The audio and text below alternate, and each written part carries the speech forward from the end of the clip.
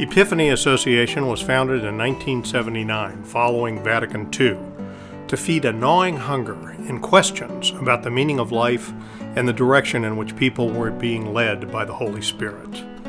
The answers were not always easily forthcoming.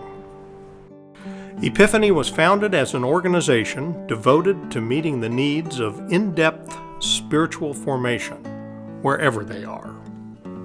Co-founded by Adrian van Kaam and Susan Muto, Epiphany Association has hundreds of members today. Epiphany Association certification program is noted as the premier postgraduate program in adult faith formation, offered by the faculty of the Epiphany Academy of Formative Spirituality. This is just one of the many programs offered by Epiphany. Epiphany did not simply emerge by accident. I can only use here a phrase that would appeal to all of us, and that is a work of divine providence. Early on, the founders determined Epiphany Association would be a non-profit organization.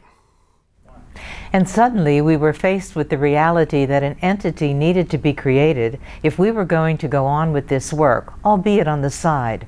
Moreover, it had to be nonprofit because people would give us, $10 or $100, and what were we supposed to do with it? We didn't want it.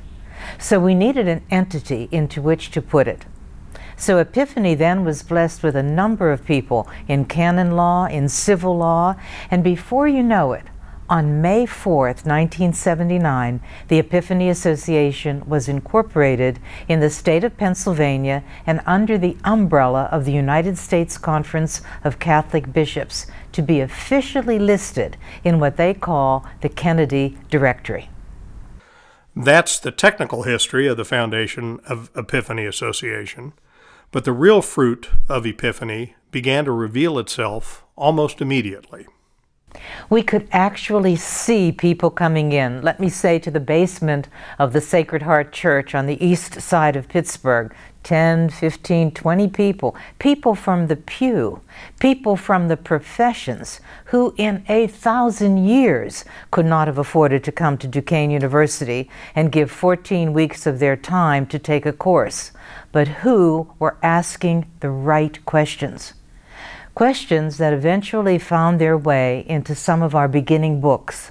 Questions such as, well, is there really a possibility that I've been called by Jesus? I work in a bank.